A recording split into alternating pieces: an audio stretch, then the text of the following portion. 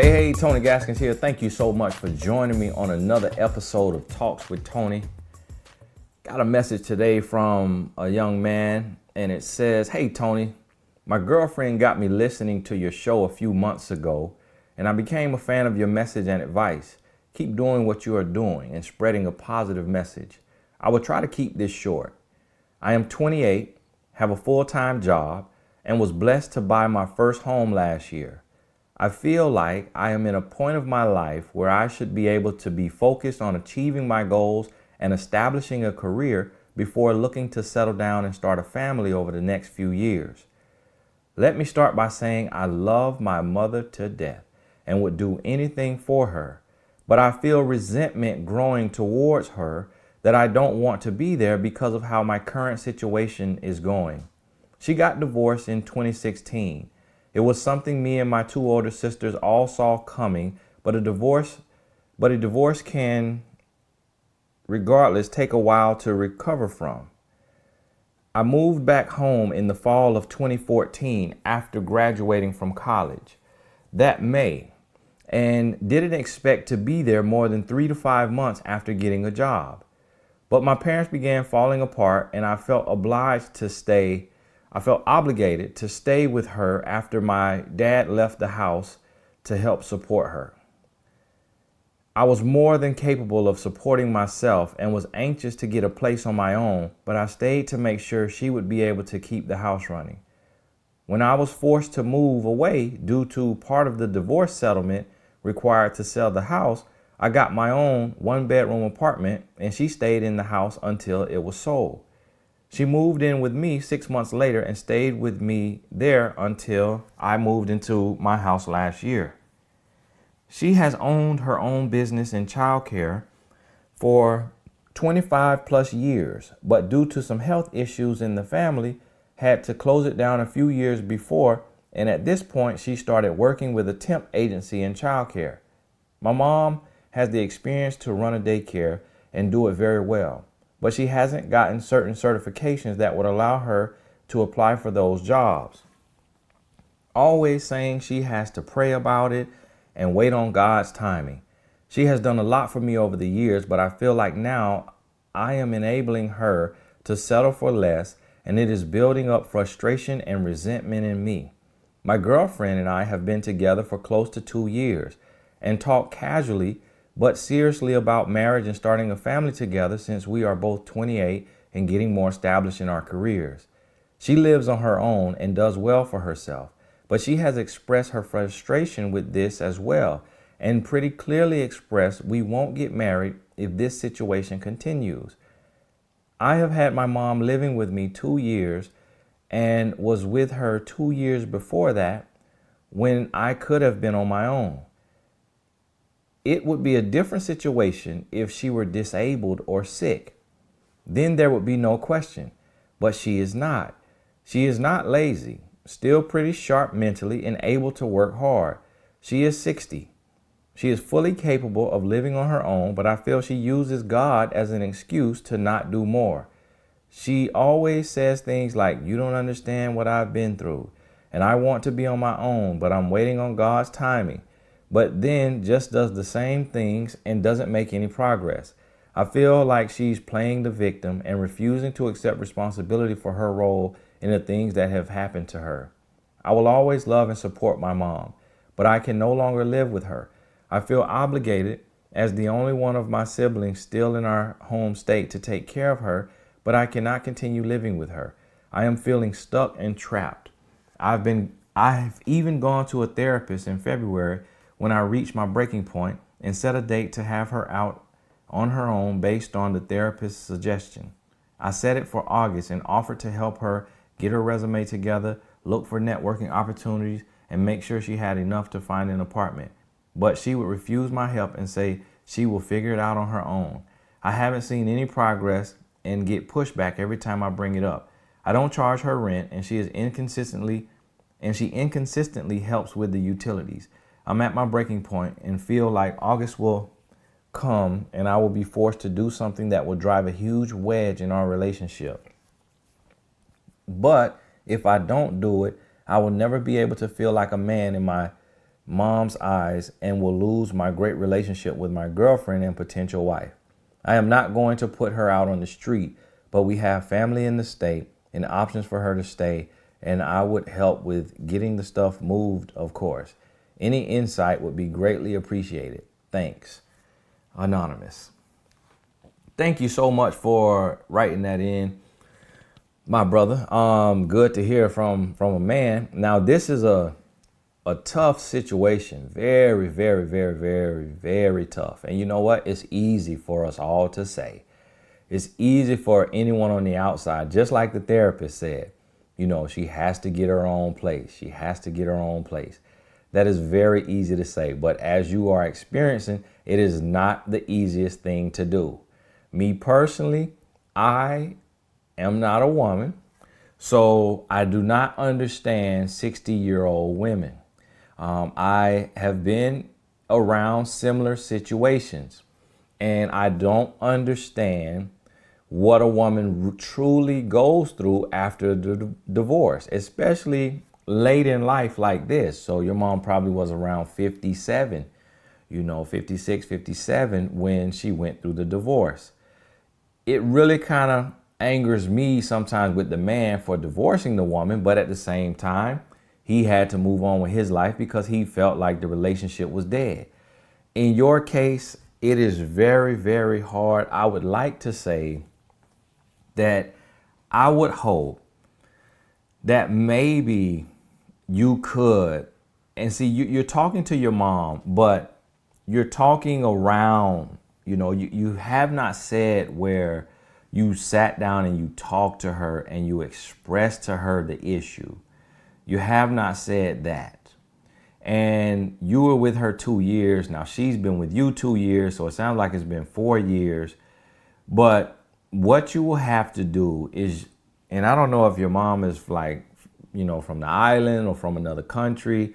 I know sometimes that's an issue when you have this tough, strong mom who kind of intimidates you, or if she's, an American mom. But you're going to have to sit down with her and really express to her in your words and say, look, Mom, I love you extremely. I mean, I would do anything for you. But your life is not over. But what you are doing right now is you're hindering me from living my life. Like, think about yourself, Mom, as a 28-year-old woman. Would you want to marry a man who his mom lives with him? If you're a 28-year-old woman who is doing fine on your own, you're taking care of yourself, you're doing your own thing, you can do you can take care of you. You don't need a man. You want a man, but you don't need a man. Would you move in with this man and his mom who is just there, doesn't have a plan of leaving, doesn't want to go anywhere, and isn't trying to take initiative and do what you have to do to get your own place? You've been on your own. You lived in the house until it was sold by yourself. You are 60 years old. You're smart. You're strong. You're capable. Like, this living situation is going to come upon me one day against my will, because one day you will be at the age where I will have to take care of you. I will have to be there for you. I will have to let you move in and have a nurse around the clock, in your last days. And my wife will have to deal with that. And she may have to do the same for her parents at some point.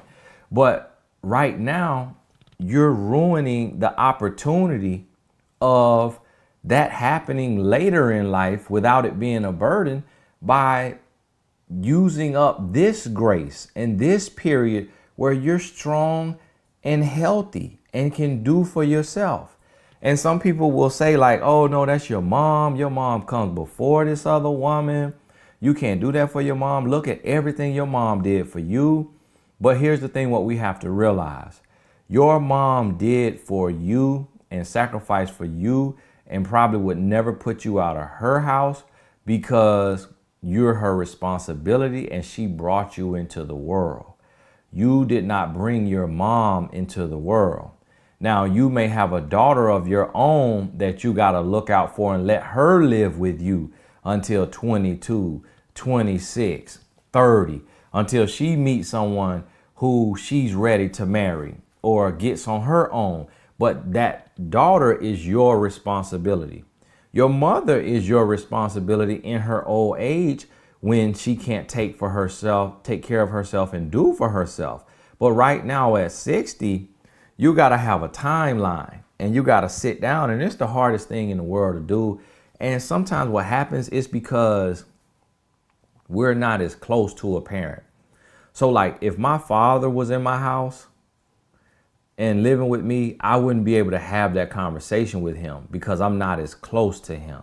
Like the relationship is different. He's always kept it father, son, father, son. It's never been like friends or like buddies. But like with my mom, she's been so chill and so relaxed, and she tells all of her business that I see her more like a friend that I can talk to. So if it was my mom in my house, I could say, look, mom, we got to come up with a plan. You know, you can work, you can take care of yourself. You're strong, you're healthy, you're able-bodied. I wouldn't be able to have that conversation with my father because I don't know him as well. And so it sounds like this is the thing, like your mom has raised you and she's been there for you, but y'all aren't necessarily best friends. Y'all aren't necessarily friends. It's mother and son. And so you love her and you respect her and you don't really know how to say to her what you need to say to her. And a therapist could tell you what you need to say. Myself as a life coach can tell you what you need to say, but you're going to have to find the words, the exact words on your own to be able to speak into your mom's life and really articulate to her what's happening in your life and that you can potentially lose a girlfriend. Now, on the flip side of this, now, understand this. I don't think your girlfriend's going to leave you. I think she's telling you that to scare you. But if she really loves you, I don't think she's going to leave you. I don't think she's going to not marry you either. A lot of women say that to sound tough, you know, and tell you all of this, but a woman is the worst one. A woman is a sucker for love. She knows it's hard to find a good man out here who's willing to work, got a full-time job and working hard. So I don't think she's going to let the fact of your mom being complacent and not getting on her own 2 feet keep her from marrying you. And if she does let that keep her from marrying you, then that says something about the relationship and where the love is. And maybe she comes, maybe your girlfriend comes and sits down with you. And I may, have to think about this for myself if I have to sit down, with my girlfriend or wife to talk to one of her parents, on her behalf or with her. But your mom has pride, and the fact that she has pride, she was a business owner for 25 plus years. That lets me know she's strong. She's a go-getter. She's ambitious. To be honest with you right now, she's living off you because she's tired. She's tired. They hit them 60s and they're tired. They don't want to work. They need a break. They're tired of having to get up and go get it. Get up and be a go-getter. She was able to do it for 25 plus years because your dad was there. She knew she could fall back on him. It was almost like she was doing it for fun, just to get out of the house. And she did it without pressure because she knew your dad was there. If something went wrong, she could fall back on him. But now that he's gone, she's tired. She don't want to have to get up and be a go-getter, be a hustler and make things happen. She's also insecure. So that's why she's not taking the test and talking about she's waiting on God and God's time. And it's really because she's insecure with her knowledge at 60. She don't know if she can take the test and pass the test. She don't really trust in herself and believe in herself because she realized 25 plus years ago, it was some different situations that allowed her to get in business. And so she was able to kind of skip some things and get by in some areas that today it may be much more strict, and she'll have to really be by the book and really know that she knows what she's doing and really show up. And so I think that's more so what it is. Then also, you're her son. You're the only one living still in the state.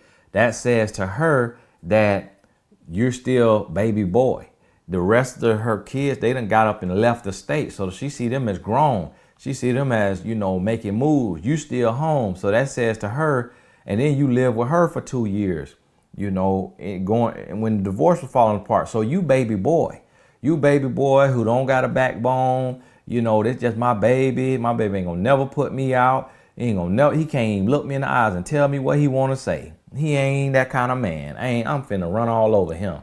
He ain't like his daddy that's gonna up and leave me. My baby gonna be there for me. And so this is what she's telling herself. And you saying that you don't want to have to do something that's gonna drive a wedge. You don't have to drive the wedge between y'all if you sit down with her. Look her in the eyes and articulate your true frustration with this situation. It sounds like you've beat around it and said, well, Mom, let me help you with your resume. Let me help you go to this networking event. Let me help you do this and do that. So it's kind of like you throwing hints, but you ain't getting right to it. So she just brushing them hints off, and she testing you and she pushing you and saying, look, if you can't get some balls about you and look me in my face and tell me you want me out of your place so that you can live your life and get married with your woman and start you a family, I ain't going nowhere. Because if you ain't man enough to sit down and tell me what you want, then you're not ready to be a husband and a father and lead a household by yourself anyways. So that's what she's saying subconsciously without even saying it. So sit her down, talk to her, and get those things in order. And set a timeline, set a timeline. And you may now, if you have the conversation with her after you hear this, you may have to push that August back to February, of next year, just to get through Thanksgiving, Christmas, New Year. Then February, boom, or March, boom, Mom, hey, you got to be up out of here. And so sit down and have that real conversation. And to everybody that's listening to this, we all have issues with our mom. In most cases, we all have issues with a parent, our mother or our father, to where we have some type of situation going on. And if your parents are still here with you, that it's something that comes up to where, you have to have a conversation with them. And there's some people who, their parents have moved on to the next life, and they may see it totally different and say, look, if I could have my mom with me, I wouldn't put her out. I'll leave her there. I'll let her stay. She can stay as long as she wants to.